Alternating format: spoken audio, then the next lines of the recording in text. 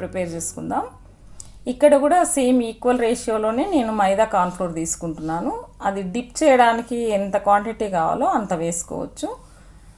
అంటే చిన్న బౌల్ ఒక ఈక్వల్ కప్పు, ఒక కప్పు మైదా, ఒక కప్పు కార్న్ఫ్లోరు, ఒక 2 స్పూన్ల పెరుగు, అంటే 3 స్పూన్స్ మైదా, 3 స్పూన్స్ కార్న్ఫ్లోర్, ఒక 2 స్పూన్ల పెరుగు వేసుకున్నాను, 1 స్పూన్ సోయా సాస్.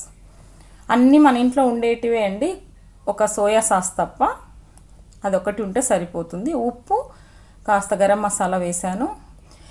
ఇది వేరే రకంగా కూడా చేయొచ్చు. Red chilli flakes, herbs, oregano ఇలాంటివి వేసి చేయొచ్చు. మన ఇంట్లో అందుబాటులో ఉండే వాటితో నేను పాప్కార్న్ ఎలా ప్రిపేర్ చేసుకోవాలో నేను ఈజీగా మనం ఇంట్లో అందుబాటులో ఉండే వస్తువులతో చేసుకునే విధంగా నేను చూపిస్తున్నాను. ఇలా అయితే అందరూ చేసుకొని ఎంజాయ్ చేస్తారనమాట. ఉండలు లేకుండా బాగా కలుపుకోవాలి, కొద్ది కొద్దిగా నీళ్ళు వేసుకొని. ఈ బ్యాటర్ ఎట్లుండాలంటే థిక్గా ఉండాలన్నమాట. పల్చగా ఉందంటే సరిగ్గా అంటుకోదు కాలీఫ్లవర్కి.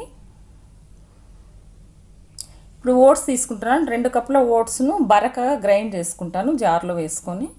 మీరు ఇదే ప్లేస్లో మీరు బ్రెడ్ క్రమ్స్ చేసుకోవచ్చు. బ్రెడ్ను కాస్త ఎండబెట్టి గ్రైండ్ చేసి పెట్టుకున్నారంటే ఆ బ్రెడ్ పొడిలో కూడా మీరు సేమ్ ప్రాసెస్ చేసుకోవచ్చు. మసాలా పట్టిన కాలీఫ్లవర్ పక్కన పెట్టినాం కదా, మసాలా అంతా పట్టేసింది. మనం కలిపి పెట్టుకున్న బ్యాటర్లో ముంచి నెక్స్ట్ ఓట్స్ పౌడర్లో అద్దాలన్నమాట. ఇట్లా ముందు తడి చేసిన తర్వాత మైదా బ్యాటర్లో అద్దిన తర్వాత అలా పొడి అంతా అంటుకునేట్టుగా అప్లై చేసి సపరేట్గా అన్నీ పెట్టేసుకుందాము. ఇది థిక్గా ఉంటుంది కాబట్టి బాగా అతుక్కుంటుంది అన్నమాట.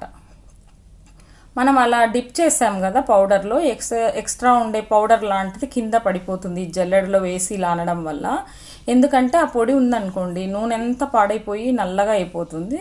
అదొక టిప్ అన్నమాట. అలా ఒకసారి పొడి అంతా తీసేసి మనం వేయించుకుంటే నీట్గా ఉంటుంది. ఇలా అన్నీ వేసేసుకొని మీడియం ఫ్లేమ్లో మంచి రంగు వచ్చే వరకు వేయించేసుకున్నాం అనుకోండి, మనందరి ఫేవరెట్ అయిన crispy crunchy popcorn bites ready అయిపోతాయి.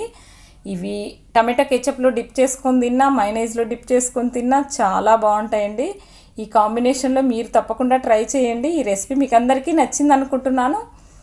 ఒకవేళ కొత్తగా ఎవరైనా ఫస్ట్ టైం మన ఛానల్ చూస్తుంటే బెల్ అనే సింబల్ని నొక్కండి, ఆల్ అని వస్తుంది. ఆల్ పైన ప్రెస్ చేశారంటే మీకు నేను ఎప్పటికప్పుడు నేను పెట్టే రెసిపీస్ మీకు నోటిఫికేషన్ అందుతాయి. తప్పకుండా వాచ్ చేయొచ్చు. ఇవే కాకుండా ఇన్స్టాగ్రామ్, ఫేస్బుక్ను కూడా ఫాలో కావచ్చు.